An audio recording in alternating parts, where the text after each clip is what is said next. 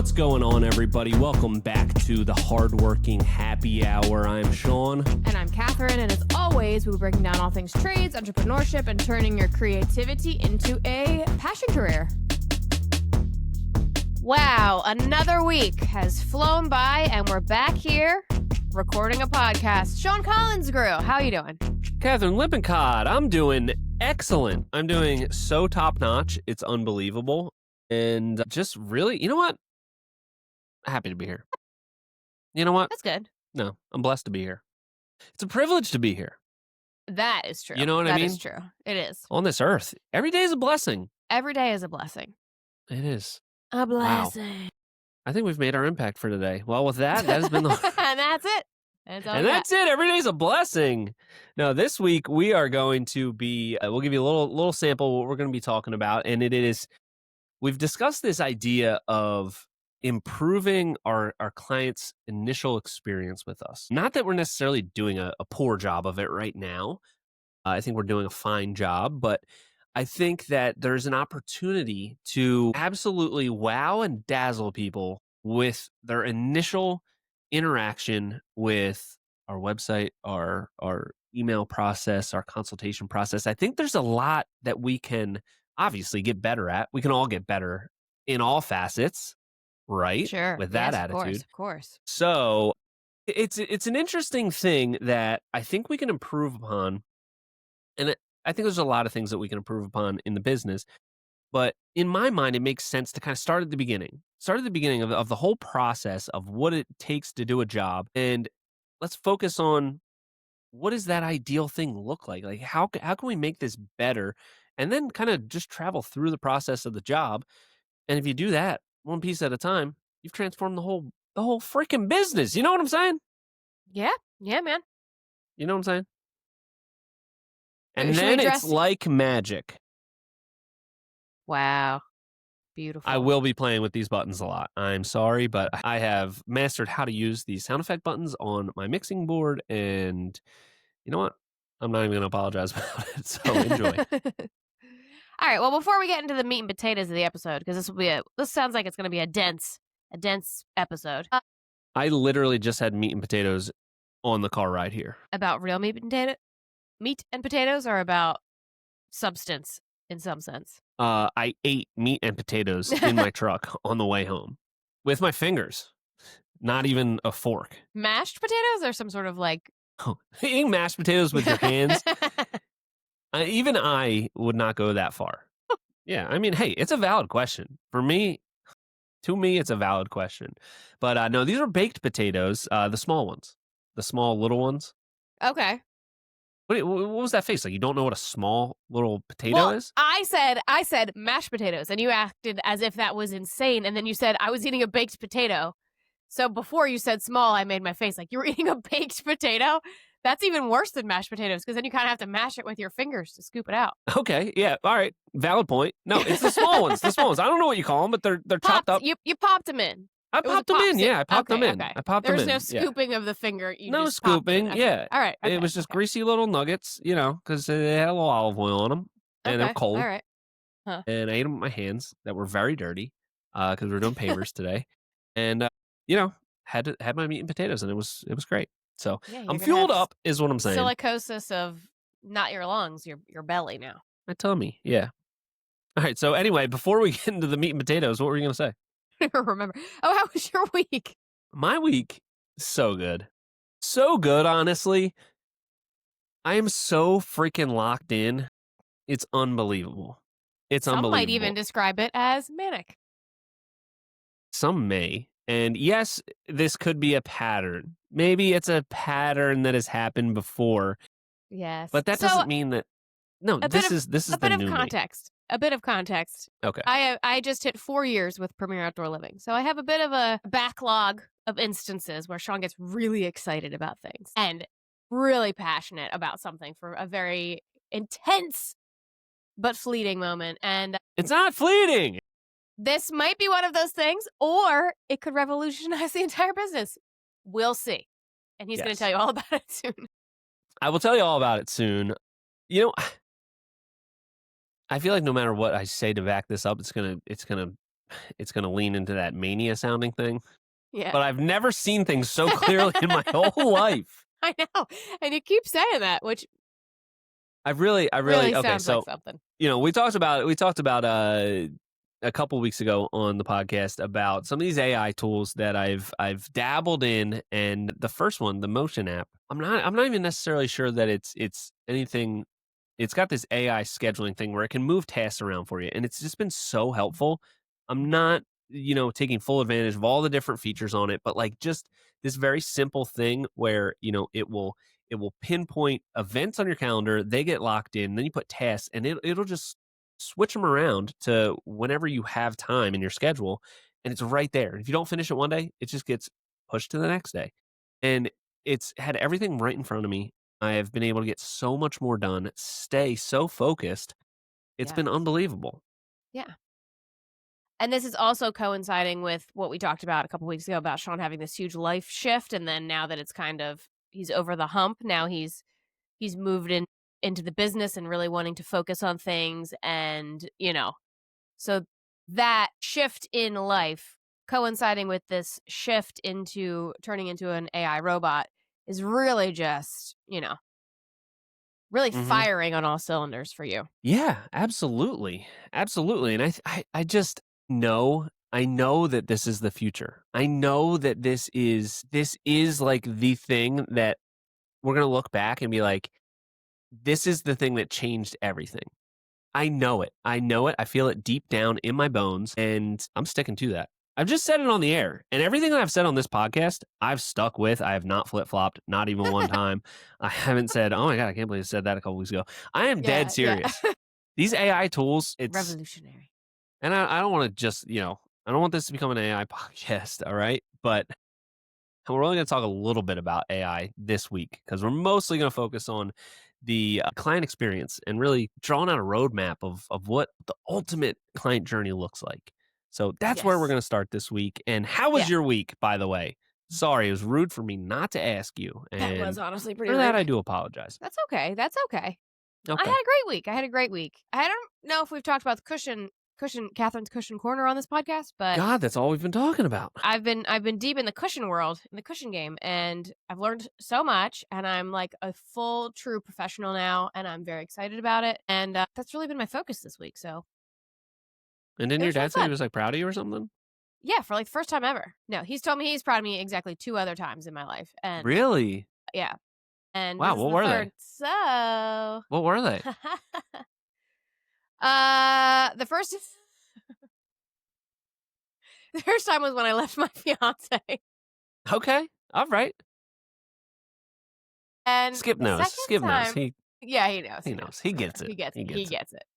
As a divorced man, he gets it. Um, Totally gets it. Totally. and then the second time, it was something that had to do with my boat. I figured I did something with I think I did an oil change by myself on my boat without asking him for help or talking to him about it. The first time I ever did it, I just, like, looked it up and did it by myself, and that was the other time, for sure. Wow.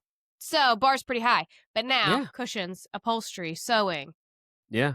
Little bit you of know. a little bit of context on that, I guess. So we're building a custom couch on our project, and I'm also amped up about the potential of building furniture on the projects. Mhm. Catherine comes from a lineage, a legacy of upholsterers. So she said, "You know what? Let me sew the damn cushion covers. Let me what's that thing? It's got a song, Wind the Bobbin Up. Let me wind the bobbin up." Yeah. Is You that like know? a Wind It Up reference? Wind it up? No, no, That? no, like, "Wind the bobbin up, wind." It's like a nursery rhyme, but you said the word bobbin the other day. Is that that's on a sewing machine, right? That is yeah, it's part of a song. Do you I don't know wind it that up? song, though. Yeah, you wind the bobbin. Yeah. Yeah. Alright, well, There you go. anyway, look into You it. get it. It's a good song. Okay. But anyway, we're taking everything to the next level. Doing these. This has been kind of a test run, I suppose. Like, hey, let's see what it takes to do the cushion covers ourselves. I was ordering them online before, and yeah, they worked out fine. But it's hard to get like a very super precise fit on those, and they were fine. It They just were didn't they were plenty fine. adequate. They Plenty didn't they're adequate. we like to be premier in all things that we do, and they were fine. They were They were they were fine. fine, but They were fine, but we wanna be excellent, and if we can, if we have the capability to do this, by ourselves or, not me, I'm not gonna get involved whatsoever, which you would probably prefer. We can do all kinds of stuff. I built a prototype of a stool, chair, and then we can make custom cushions for all this kind of stuff. We can buy the fabric in bulk. We got a bunch of Sunbrella fabric, so yeah. we always have extra foam. We can make small cushions for chairs, all that kind of stuff. Yeah. Um, You know what else I thought was good? When we do those, like, benches around, like, a fire pit or whatever, like, that's the perfect place to put a custom cushion, and then you can get yeah, real custom with it, so what's like the best place to put a cushion? anywhere you're gonna sit. Exactly. It's like you're reading my mind. Oh my god, you really know the cushion game in Yeah. and out. Yeah, I do. Yep, yep, yep. You know what I'm saying? Anyway, that's exciting, and tomorrow is gonna be delivery day on these custom cushions. So, I'm pretty excited. I blew off the deck. The deck is kinda cleaned off, ready to accept these custom cushions for the custom couch. And then they are getting put away and not looked at until the day we leave, so they will stay nice and clean. I thought you were gonna say until the day we die. Yeah, you We're can't gonna we're even gonna look have at to them. turn them over to the client at some point.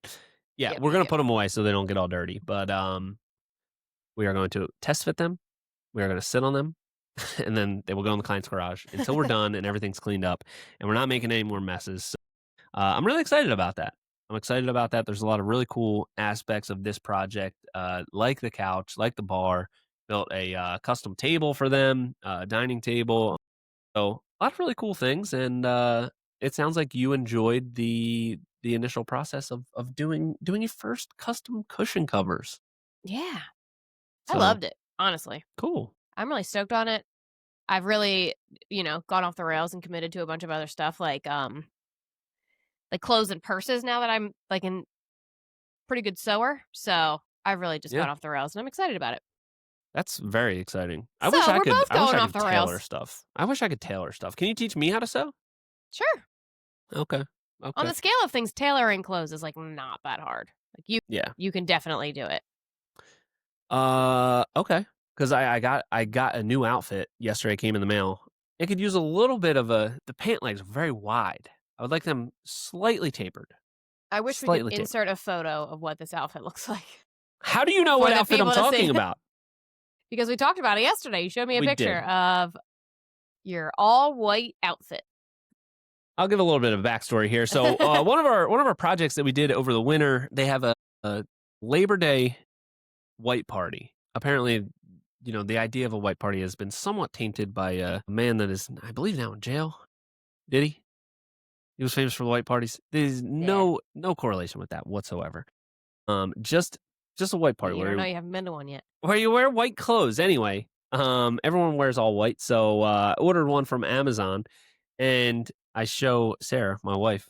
I'm like, check this out. This is what I ordered. She looks at the picture and she says, "You're not gonna look like that guy wearing that. He's all tan." I'm like, okay, all right, unnecessary. Just out here savagely roasting Uh, me for no reason. you know what you should So do? You should get, like, a really dark self tanner and put on some self tanner. no, Like, not in a because problematic way, but, like, in a just be very tan. yeah, not like not in a problematic way. Anyway, it came in the mail yesterday. I put it on. I look amazing in this thing. I look so good in this Oh, it's outfit. good? It's like unbelievable. Yeah, I was feeling myself big time. Big When you time. sent it, it made me feel like it might be a little see-through, is it? Yes. Yeah. Yes. White is tough that way. White is tough. Well, I'm not gonna be wearing, I'm not gonna be wearing a top underneath of it, so that's fine. You know what I mean? Mhm. But I wear black undergarments on my lower half, and Sarah was like, "You're gonna need like some Exclusively? tan." Yes, yeah, yeah. I found a pair I The like, and I committed to them. Steve Jobs method. Yeah, yeah. Isn't that Only his thing? Puma. He only did one. Yeah. So then you don't have decision fatigue by picking out your outfit. Exactly. Yeah, Okay. yeah. Well, I mean, workshop it. Maybe this new white outfit is this is the new you. It might be honestly. I was like, I was feeling myself. I was strutting around the damn house. It Did was, Sarah eat her words? Did she say, "Wow, Sean, yeah. this is Oh, great"? yeah. Oh, yeah. She was like, "You know what? You don't look like that guy in the picture. You look 100 times better." I said, "Yep, Whoa. damn right. Damn right. Yeah. Your man's out here in his white outfit and he's killing it." So, anyway, maybe I'll upload a picture of me. Probably doesn't look as good as I thought I looked at it. It was very late last night too. It was like 10 p.m. I was very tired, but I was strutting it. I was strutting it and it was cool. Yeah. So, anyway, should we get into the meat and potatoes now? Have we What done have we been enough talking about? appetizers? Yes. All right, yeah. Dear God, let's get into this. We got to stay locked in, and we're going to talk about enhancing the client experience from the onset. And I guess we'll start with a little bit of a rundown of how things operate for us right now. So, everything is done through our website. Obviously, we're very active on social and all that kind of stuff. And that's like our gathering point for interest. That's where we drum up the interest. And then the goal is if people are really interested, they're going to go to our website. They're going to scroll through it. It's a very simple website. It's designed that way. So it's not confusing. We're not trying to have a million pages for SEO and that kind of stuff. We just want to explain the process very simply, have a couple frequently asked questions, give them an idea of pricing, that kind of thing. And then to initiate a project, they have to fill out the contact form. That's the first step right now. They fill out the contact form. They've already seen a lot of stuff on the website, like, our projects typically start around this price point. You're going to have to pay for a design, all of this kind of stuff. So they're fairly pre-qualified by the time they email. So then they fill out the form. We get back to them. If they haven't given us all the information we need, like their exact location, sometimes they leave out the town, all that kind of stuff. We'll make sure that they're in our area that we service, make sure that yes, it does indeed line up with our type of project that we'll take on. And then if all that makes sense, then we'll schedule a consultation call. And right now it's a little bit of back and forth, like, okay, Sean has availability these days, this time. Sometimes that's not going to work for them. It's a little bit of back and forth, and then we nail down that time. We do a consultation call. We go through the whole process. I throw out some ideas, all that kind of stuff, and then I say, okay, after this, I've given you an idea of budget. We've talked about different ideas that you're thinking about. Next step is to do the design. It's $2,500, and it gets deducted off the cost of the project.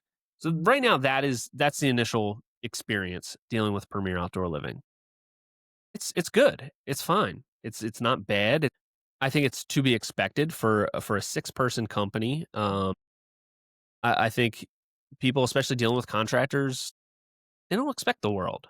I think that expectation of companies of any size is kind of growing. Like people just want all the information that they need. They want to be, reach back out to immediately. Like I think that's growing, but I think as it stands right now, there's a lot of understanding around, if it takes a little while to get back to somebody, if it's like, you go back and forth with an email and then it takes 6 hours before you get back to them again. Like people understand that. You know what I mean? Mhm. I just think that, you know, we can design the experience so that it absolutely blows people out of the water, that people are wowed, that people feel the premier experience before they even hire us, whether they hire us or not. Maybe even before they even reach out with that contact form. So, the idea of this episode is to brainstorm some ideas together of what that experience looks like and hash some things out because I've got some ideas, Catherine has some ideas, and we're gonna jump into this and talk about how can we build the ultimate experience. And then once we have that framework figured out, then we talk about how can we automate it? How can we Mm. actually execute this? Because the ideal experience is going to be a lot of touch points, a lot of information back and forth, a lot of hand holding, a lot of things. You know what I'm saying? Yeah. So, Yeah, man. all right, let's just start from the very beginning. Let's start from the very beginning. I think that we can do a little bit of a better job having an even more robust amount of information provided to a potential client of what the experience is going to be like. So they know they have to Mhm. fill out that contact form, but I think people would like to know, okay, well, I know I have to fill this out. What's going to happen next? I wanna understand the whole journey kind of first of how it is to work with this company before I even, decide to reach out. That seems a little, I don't know, a little scary to reach out to people, you know what I mean? I gotta talk to somebody on the phone eventually. I don't know. This seems all very scary. So what if we armed them with a ton of information right up front, answered all the questions that they would possibly need to know? Don't put it on the website where it's, could get a little bit confusing, but have it right next to the contact form, like thinking about reaching out for a project, still have some questions. Click this link, download the backyard project planning tool. What do you think? What do you think about that? Ugh. Well, I need What more information. information would that need to have? Yeah. I feel like maybe see, I think with that first touch though, I like you're saying not have it on the website. I think the first thing should be something that's on the website like this is the process. We go through, like okay, maybe they submit a contact form and then it pulls up the page and it says what now question mark, and then it goes over the steps of like this is first you have to schedule a call, then we do, first is a consultation call, then we do a design, then we do revisions or whatever, and we put all those things in a step that's like, this is what you have to look forward to. I think that in itself is a great idea, but to me my brain always goes to like what could go wrong with this, and for example like sometimes you change the design cost for like the, and then it's something that we have to keep track of. Or if something changes, I just like the first touch to be like a human. I try to my best to respond as quickly as I can to people. It's not within 2 hours or whatever, but to me, I feel like once they apply through the internet, the first thing that reaches back out to them should be a person. But I know we differ in that thought process. Yeah, so I And I feel like the our info. I don't want to be contrarian because I like where you're going and I like that oh, you're thinking yeah, about not all this you. stuff, but Not you. You but don't wanna be contrarian. But also, Of I feel like course not. if we do all these things to even further pre-qualify people. Oh, is that a laugh track? It was, yeah, because it's laughable. You definitely wanna be a contrarian. No, I don't want to be. I just am. It's just part Yeah. of working Hey, in this you know business. what? Same. It's fine. It's fine. Go ahead. Proceed. So because of the nature of Premier Outdoor Living and that we're on the internet, we get a lot of A, people from not in this area, and B, questions about like things that we do or products that we use or whatever.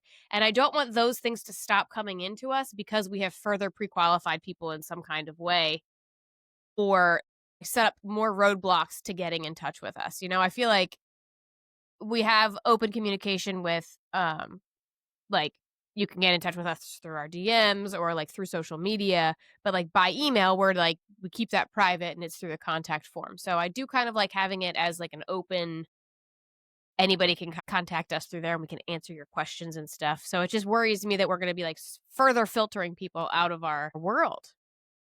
Well, you're talking about Do you know these what I people mean? that are like, "Hey, do you work in Washington? Do you do projects in Florida?" We don't need those people coming into our inbox just so we can say no. We don't need that. Well, if it's sure, but if somebody is like, "Hey, I'm in Atlanta. Do you happen to know anybody there?" I'm happy to say, "Yeah, call Deck South." Or like if we do Right, happen to know right. somebody that I am willing to recommend, you know, my threshold for recommendations is pretty high. I'm not going to recommend anybody, but if I do Yeah, personally know someone, I'm happy to recommend somebody, and I feel like that's a service that I also want to provide because we are on the internet. We do have these connections. We can help people in that way. If we're supposed to be these yeah. experts on deck building, I want to help in another productive way. You know? Does that make sense? Yeah. No, it totally does. And I don't think that those things are mutually exclusive. I think that, those people can still fill out the form. They can still get into the inbox. There's absolutely some very basic AI tools that will filter emails for you. And maybe even on the contact form, it's, there's different reasons for reaching out. Like maybe it's, you hit this button and it's, to initiate a project. Maybe another one other question, something like that, Mhm. because we want to have that available so people can reach out if they need to, and that way, we're not turning anybody away. But the let's stay focused on the client, the initial Sorry, yeah. client. Mhm. You're getting all Get you you're getting wrapped all up. I'm over the sorry. place. I You're know. getting I'm all sorry. I'm jacked sorry. up on stuff. So Sorry. I'm so sorry. God. Are you on drugs again? Yes, yeah, yeah. God. All right. You didn't tell me? Yeah, sorry, I You didn't didn't share. offer me? Yeah, I'm sorry. Just kidding. We don't do drugs. But anyway, yeah, so I think that we can arm these people with a lot more information, and I think that Oh, yeah, that's where I was today's going. client. Now you remember where you Well, are? now I was We're doing a trying to yeah, podcast. yeah, right, We're no. doing a podcast. With that, You're sometimes our live on the information air. sometimes, like, it changes and the things that we say change and the price of things change, and in this market, there's lots of ebbs and flows to things, so I don't wanna arm them with all this information and then us have to, like, at some point be like, "Oh, no, our design fee is different," or, "No, like, the price of lumber has gone up," like, those, like, rough estimates that we provide aren't real anymore, something that's where I was worried about it. That's not that big of a deal, and I think that as long as we stay on top of it, that's Yeah. fine. But I do worry that, like, the more that you put into writing and the more information that you give to people and your clients, like, in writing in some sort of, like, project folder thing, then it's like, well, that's what we have to stick by now, and, Yeah. it's more which sticking to things is obviously not a bad thing, but it just, you know, our design price changes Not sometimes. often. Yeah, not often, but so okay. I think those things are not a big deal. It's a downloadable thing that, or maybe it is, maybe it's almost like a hidden page. You have to click a link, and it's not something that is on the toolbar of the website, whatever. Or maybe it's something that is like a live page that we can edit, so we know when people get the information, we can update it right away if prices change or something like that. But I think the main idea here is, go basically a little bit further than the typical FAQ. So, really have a couple different things like, what is it like to work with us? What is the process of getting a design done? How long do these projects take to complete? How much do they cost? Giving them a few guides that they can start to piece together a lot of this stuff on their own. They can further pre-qualify themselves. They can be more confident in having a consultation call. There might be a lot of people that have an adequate budget, but they see stuff and they might think it's actually 4 or 5 times that cost. You know what I mean? And they might pre-qualify themselves out when really they could be a good client. So I think that there's a lot of information that we can provide them with, and I think that today's client, today's buyer of all things, I think that they value the human element of it at a time. I think there's a time for that. Now, I don't think it's necessarily the initial reach out. I don't Hmm. think that is when they feel they Now need a personal touch. I think yeah. once you get through all these things and you have a system set up where they can get all the information that they want right away, right away, it makes us look like we are absolutely on top of everything. We have a dialed in system that is going to get them through the process as smoothly as possible. Like the hands of God are reaching down and holding their hand through the journey. You know what I mean? Yeah, That and I might have just had been a a little bit hyperbolic there, but you get no, what I'm I think saying. I was Arm accurate. them Yeah, that was with accurate. that was totally accurate. Arm them with the information they need, and do it in a way that still demonstrates our brand and our fun energy about it, and almost you know have it feel like a lead up to an exciting experience, Yeah. right? So still keeping Yeah. that magic. And I have Yeah, something I want to talk about as Exhibit A that it reminded me of. Do you have something to say okay. first, Well, Catherine no, Lippincott? so as you may have guessed, this is part of a larger conversation that Sean and I have had over the past couple of days. So I am coming at this with like I already know the ends and the bits and the bobs of all of this conversation and what Sean is thinking about it. But I'm now realizing that I think that it's just how you like your client interactions to go. And people probably feel very differently about this, and it's a very personal thing. Like for you, I'm thinking about that time that you had that garage door person over and you were like, you loved how you like didn't even have to talk to them, but you got to schedule the entire thing until they got to your house. And then after you didn't talk to them anymore, but there was like 7 more touches or whatever. And you liked that. And to me, I was thinking, oh, I wouldn't like that. If it was like it's just like a little company, I'd rather just talk to the guy and be like, okay, yeah, like, so I think that it's ultimately comes down to just like different people have different takes on how personal things should be. Like if I'm having someone come over to my house, I want to talk to them first. I don't want to just have somebody show up at my house who I don't know what kind of person I'm looking for, like who's coming here. It's just like a different experience, and now I'm having this revelation of like that's just the internet age where people want to be able to like do as much like through text or websites or whatever. And I think that that's how you like to operate. And now all of this is making a lot more sense to me. Yeah. Yeah, obviously there's it's preference at the end of the day how you like to interact with a company or a service, but I think, it's not I'm gonna come out to your house and you're not gonna know who it is. Like, I think that's a cause for concern or a red flag in a system like that where, then you do want the people to know who you are and maybe have an initial interaction with you, and that's why we do a consultation call over the phone. So, I'm not coming to your house, but we're gonna set up what that whole experience looks like and Hmm. arm you with a lot more information. And I think that there's a lot of opportunity to just provide value there, to really just inform them and give them free advice, free guidance, and then, we're the one that guided them, so they're gonna come right to us. So that's kind of where I'm thinking with Yeah. even before the client reaches out, arm them with give them some tools where they can get all the information that they need, and then they're ready to submit the form. They're ready to say, you know what, this sounds great. I'm going to fill this out. I know exactly what to expect from this entire situation, this entire process. Now I'm going to submit the form. And that's where I think the real client journey begins. Once they've decided to submit that form, everything else we'll say it's BP before Premiere. Now we're AD, whatever those words mean. You know what I mean? The calendar. Uh, BC doesn't I mean, there's, mean before Christ. Do you know that? yeah, And AD they're like doesn't mean Latin after words. death, I don't think. No, they're Yeah, Latin words. It's like after dominion or something, or add something. I'm not Yeah, sure. whatever. Anyway, Anyway, that wasn't important. But so now they're really in the throes of our world. Now they've submitted the form, and that's when I think we can bring some automation and have them like our goal at that point is we want to ideally have a consultation call with that person because hopefully they are now even more pre-qualified than we have in the past.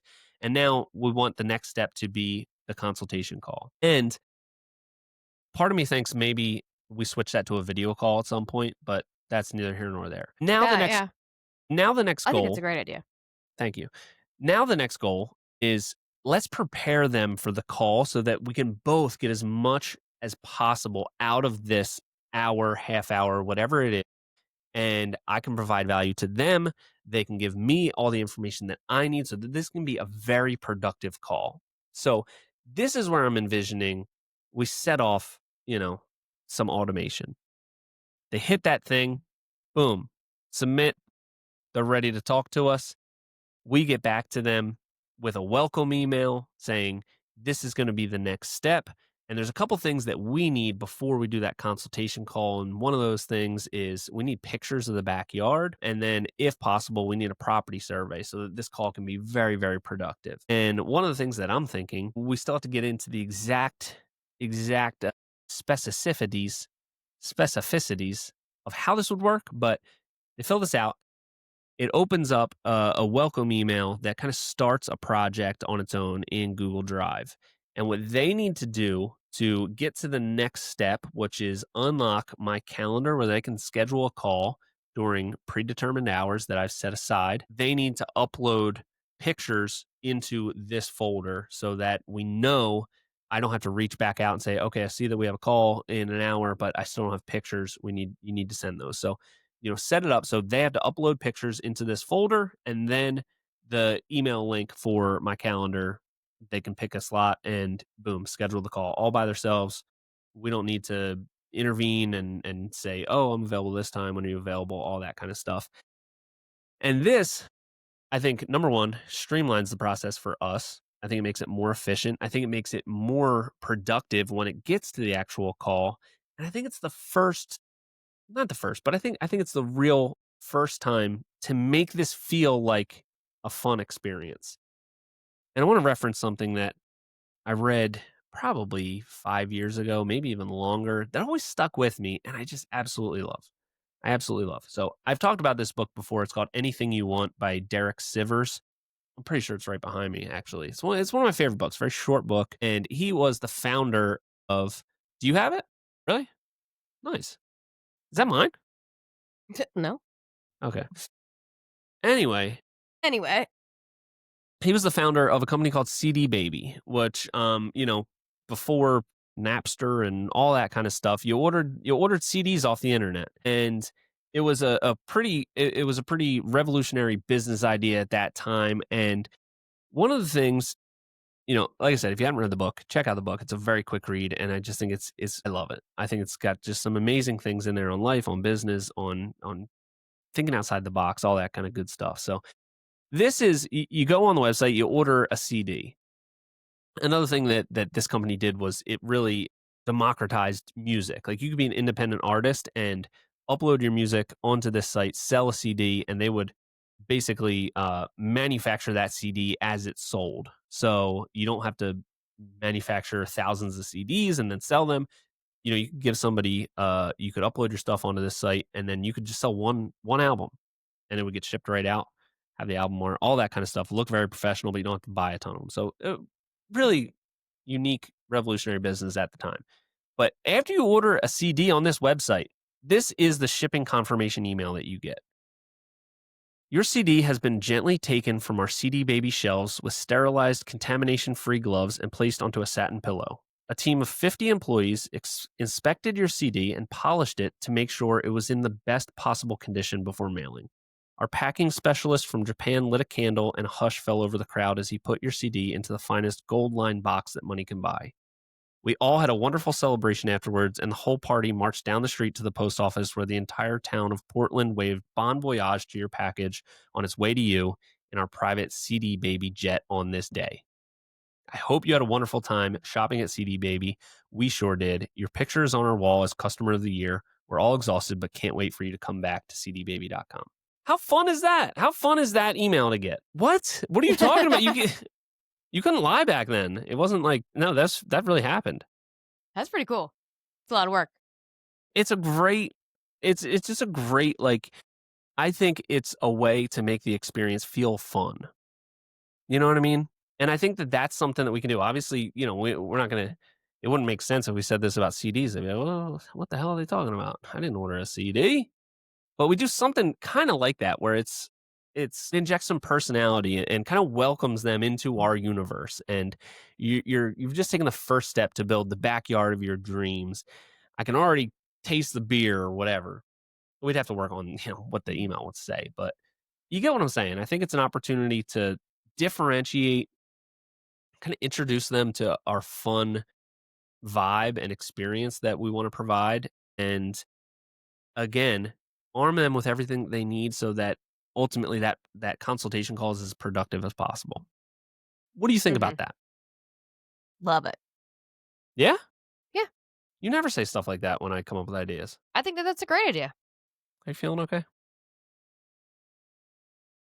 No, I mean, that's simple to execute, and I like it. I think that 99% of people won't read an automated email that is clearly automated, but for the people who do and get a good, you know, if we're creative and funny with it and people like that, I think that, the people that take the time to read it, I think they would really like something like that or whatever it is. Email, Yeah. webpage, whatever. I think it would be. I just, I don't know what that email looks like, and I would definitely like to have multiple varieties of them so it doesn't get, yeah, because people they're gonna love the experience so much they're going to just knock down the backyard we just built for them and do it all over again because they had so much fun. Yeah. I don't want them to get the same email the second time. I Do you think. worry Go ahead. not to slightly off topic. Do you So right now, as a company, we're like the thing is that it's a small company and it's a boutique company and it is very personal because your first consultation call is with the designer slash owner of the company. Like our thing is that we are a small business personal business? Do you think that with all of this, it's going to like appear like all of these touches are happening before you talk to a person? Do you think that it's going to make us appear as if we are a larger company? And does that I concern you think at all? I'm not saying one way or the other. I'm just saying, like, do you think that that is something to consider? absolutely it's something to consider, and I think it's absolutely pertinent that the way that we interact with them and the way that we guide them is in the way that we want.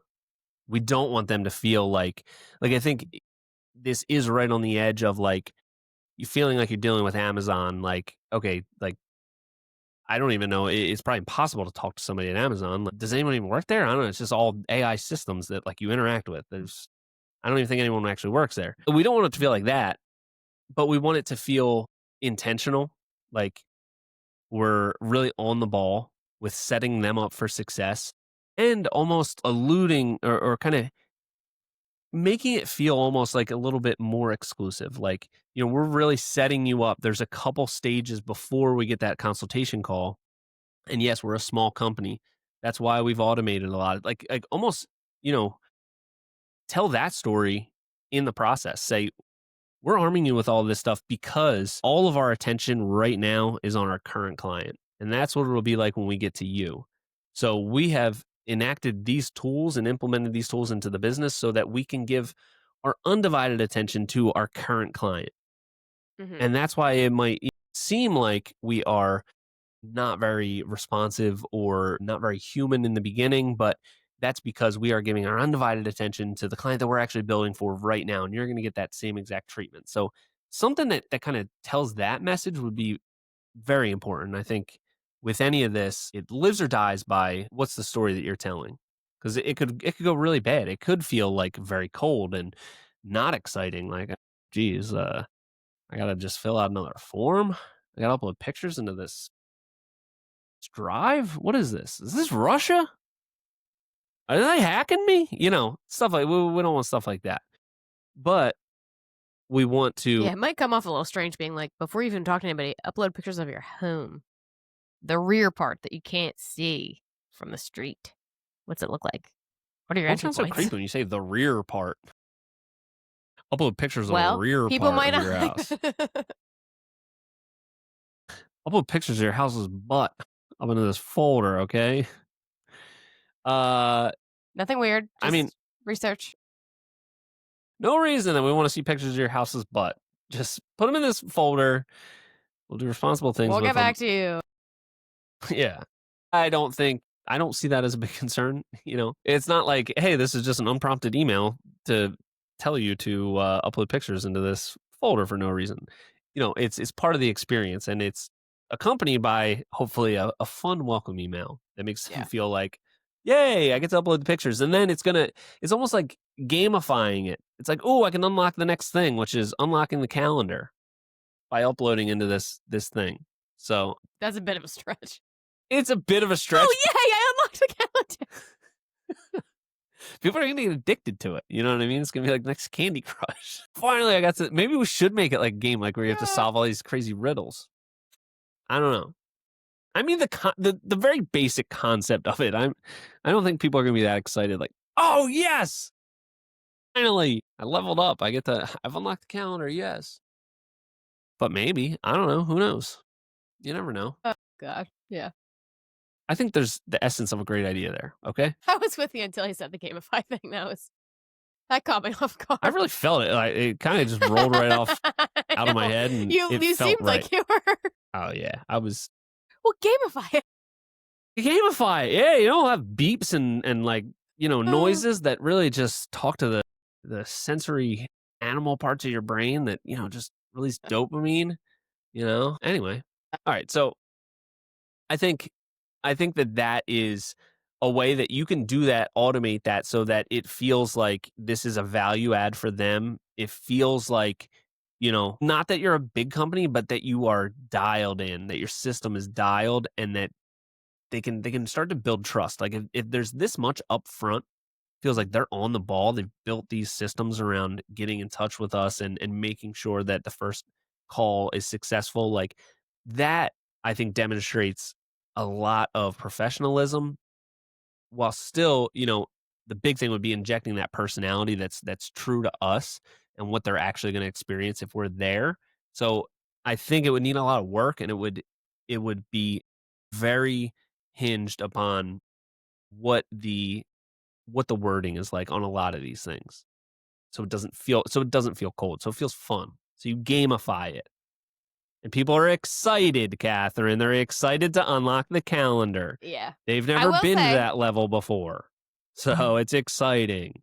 very exciting, very exciting. And then Oh, okay. if they say, okay, I can't afford a deck, we say, maybe not a real life deck, but unlock the next level. It's like Farmville. We do the next Farmville. It's like Deckville. There you go. There you That's go.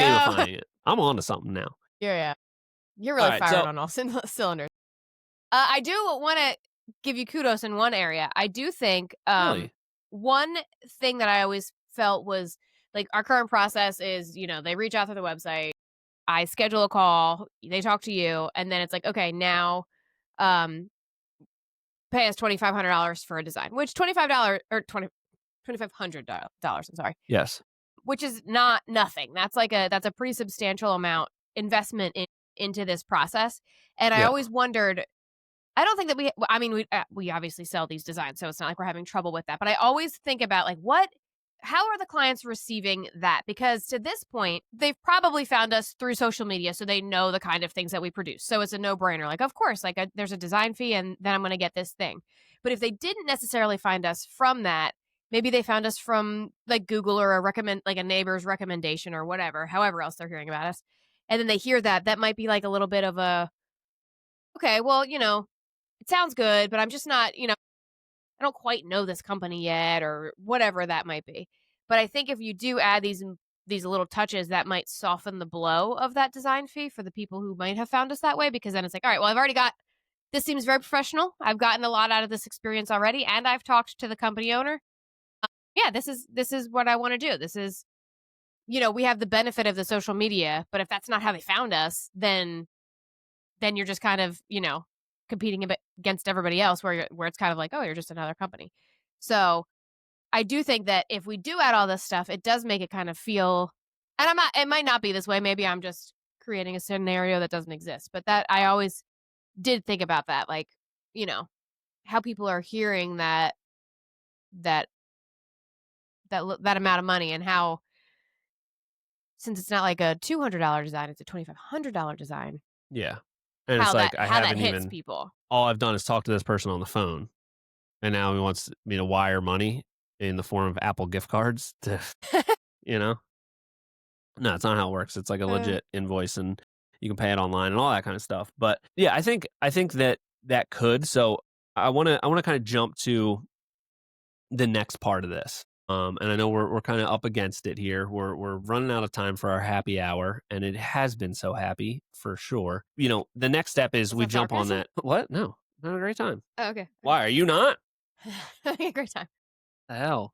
Yeah. Anyway, No. Yeah. so the next step, we've talked about leading up to that initial consultation call. And that consultation call, a lot of information is given and received on that consultation call. And a lot of times, we start talking about ideas and then we get into budget. And I kind of help guide them through, these are the ideas we're talking. This is kind of what a budget range would look like. And obviously it has a low end, it has a high end. There's so many different variables, but I'll give you a couple different ideas of like where certain things would be. You do a deck with no roof, like, okay, we're probably in this ballpark. You start talking about a roof, now we're elevating it. Here's a lot of options that get more expensive.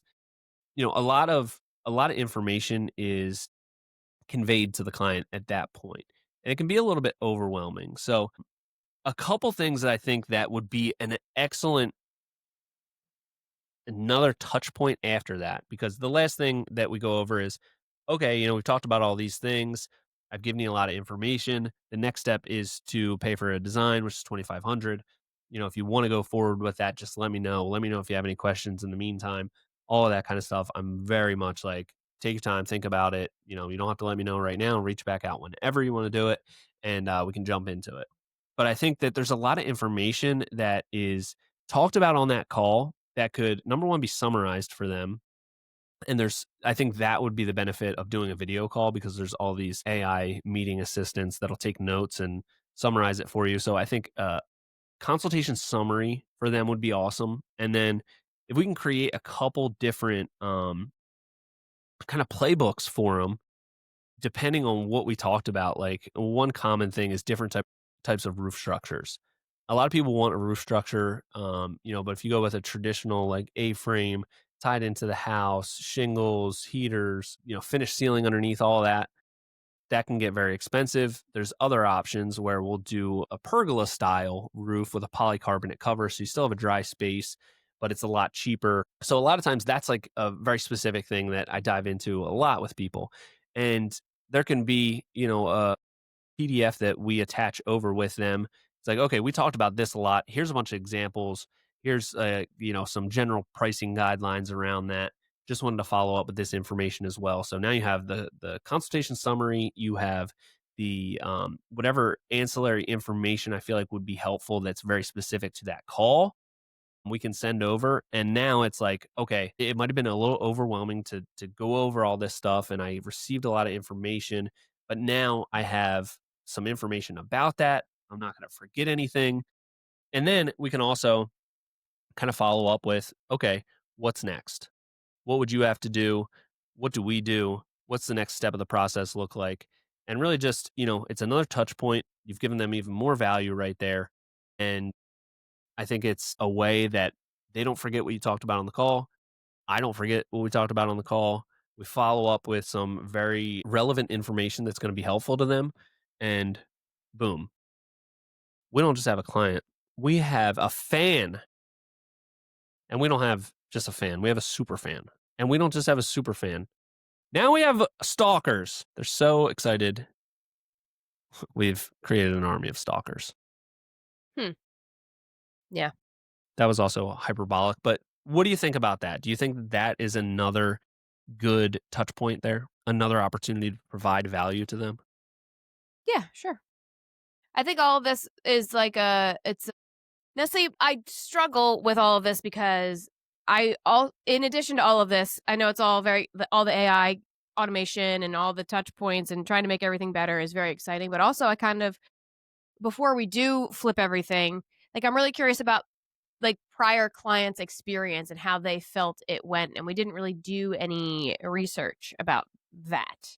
So I'm like, Yeah, I don't wanna assume all of these things are how people and client like, you gotta balance, we want this to be what our experience is because we are creating our brand and we're crafting it, yeah, but also, if we were doing a good job at it before, or if we're doing a bad job in a different way and we don't even know our blind spot, yeah.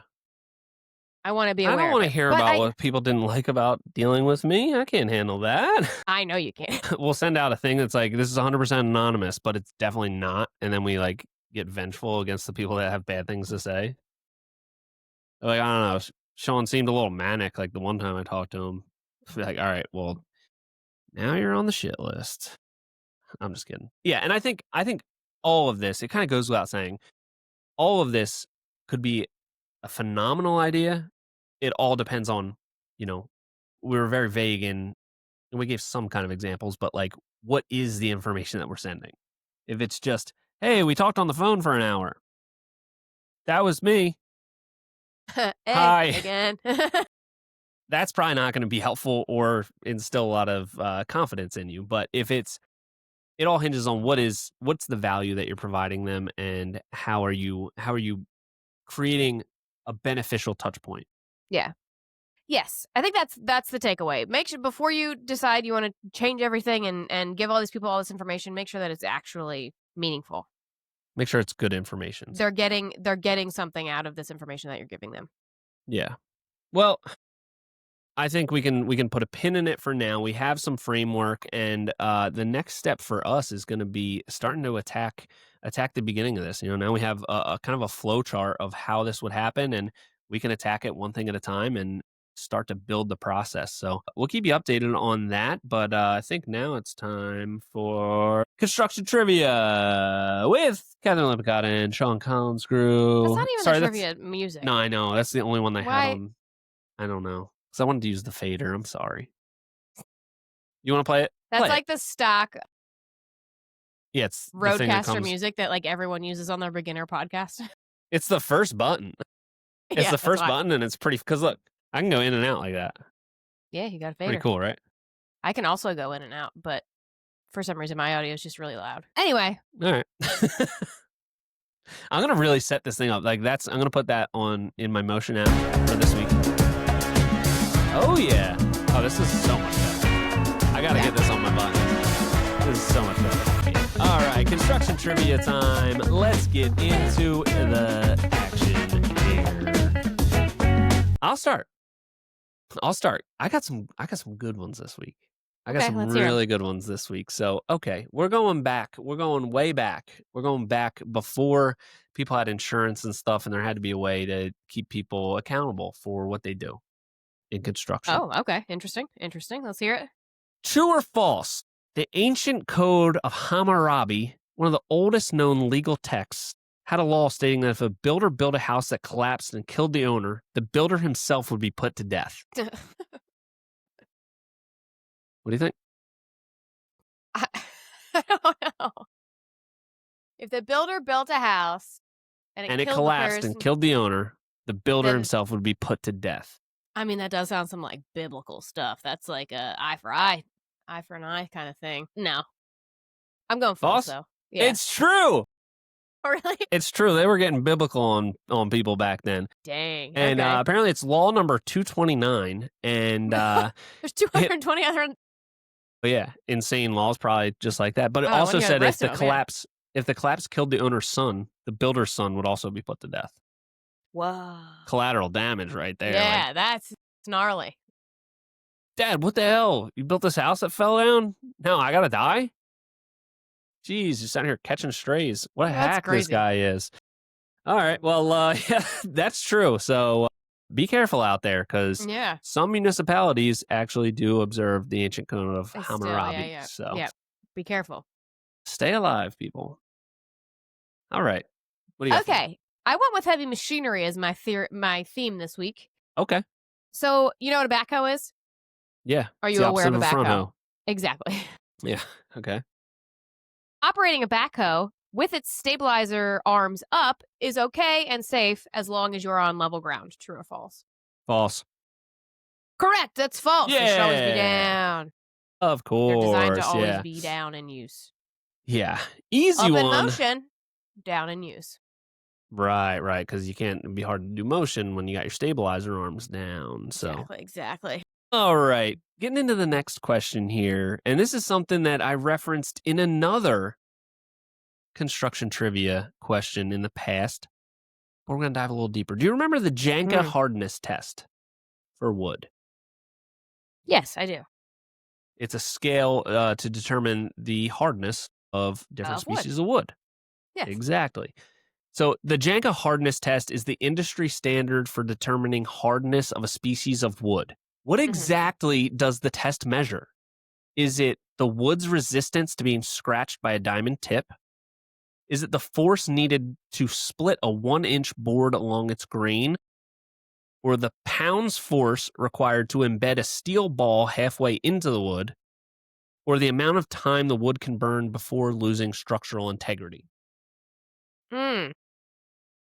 Good options. And I know Now, that see, you if I don't know had this, guessed- and they all seem like they could be the answer. I thought it was the force of resistance against the grain, not with the grain. I thought it had something to do with that. But Do you want me to go over them again? yeah, Real quick? one more time. The wood's Run 'em back. resistance being scratched by a diamond tip, the force needed to split a 1-inch board along its grain, the pound's force required to embed a steel ball halfway into the wood, or the amount of time the wood can burn before losing structural integrity. I feel like the steel ball thing probably isn't it, because that would be hard to like measure for like perfection if you're just going with a ball. We need like some Jeopardy music too. Yeah, I'm gonna get that on my board. Okay, yeah, I'm gonna but on get my that, board. get I'm that. so excited. What do you got? I guess the fire one. I don't think it's that, but I'll go with fire because that's fun. Fire is actually not fun, and Smokey the Bear would be really pissed off at you for saying that. And it's You're right, also sorry. not right. And I felt like that one was like the one that seemed the most wrong. Because I feel like fire can be like a different, you could have a real raging fire. It'll burn it quicker. Well, it seems Anyway, like a practical use for testing the hardness in wood. well, this Anyway, keep isn't going. about being practical. This Go test ahead, is nothing about whatever. Yeah, okay. practicality. The answer is C. The pounds metal ball? force required to embed a steel ball halfway into Son the of wood. a bitch! They literally just press a 0.444-inch steel ball into the wood and measure how much force it takes to sink it halfway. But how do they know if it's halfway or not if it's so tiny? This is dumb. All right, next. No, it's not. But things like Brazilian walnut have 3,684 pounds force, and something like Eastern white pine is at 380. So I knew Vast that. difference. I knew that Yeah. there was like, oh, this is over. I thought that just meant to like break a board in half, but no, it's to embed a steel ball halfway through it. So very interesting. The That more is you very know. interesting. Who knew? All right. Okay. Anyway. When loading a dump truck with an excavator, Okay. what is the safest position for the truck? A, directly behind the excavator. B, 90 degrees to the excavator. C, the direction doesn't matter as long as it's as close to the tracks as possible. And D, any position is acceptable. The ideal is for the excavator to not have to move. A, B, C, or D. Read those one more time, please. A, directly behind the excavator. Obviously not. Next one. B, 90 degrees to the excavator. 90 degrees to the excavator. That's the answer. That is correct. Absolutely. Of course, you don't want it behind you. What if the brakes, the air brakes fail on the thing and it's all loaded up and then it runs into you? You don't want that. Well, if it's 90 You know what I mean? degrees to the excavator could have a really heavy load, and if you're not on level ground, you fall. I didn't follow that, but no, I don't think so. I was right. So am I 2 for 2? You are. I'm 2 for 2, and you're I'm 0 for 2. I already 0 won for. this week. This is amazing. Oh my God. Do I have Wow, any and not celebratory tie. music? All right, what's my last question? Give me some redemption here. All right, Sean. Please. Sorry, I was testing all my sounds. All right, last question here for you is a pretty simple one. Okay. What are the 2 types of traps used in plumbing, and where are they used? You pee on the wall and you shit in the floor or whatever. You don't P shit trap in the and an floor, S you shit trap. on the floor. That's what P Frank trap and said. an S trap. You are right. Good job. Woo! A P trap goes to the wall. An S trap goes directly into the ground, the floor. You're absolutely right. And we learned that from Frankie the Plumber. Frankie the Plumber. You pee on the wall, you shit on the floor. P trap, S trap, great memory. At least you got one right. You have salvaged your dignity. Thank you very much. Because in the law of Hammurabi, if you would have gotten them all wrong, you would have had to kill be me. put to death. You would have won this duel and you would have been able to put me down. That's Yeah. That's the law. I would have done it in like a humane way, like running you over with a truck or something. So don't worry. That's nice. Yeah. Not humane at all. What? What are you talking about? Brutal. All right, I would start with your legs, run over your legs, and then that would actually hurt a lot. That would be That horrible. hurts so much. That'd be terrible. That would really All right, would. when operating All an right. excavator on a slope, in which See if I can go direction 3 should for the 3. tracks always be positioned? Like against the slope, like not with the slope, against it.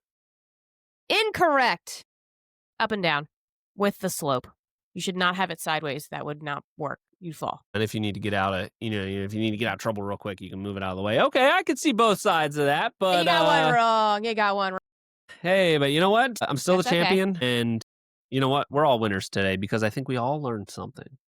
So that's going to be my takeaway from this week's episode is, reminds me of a famous quote.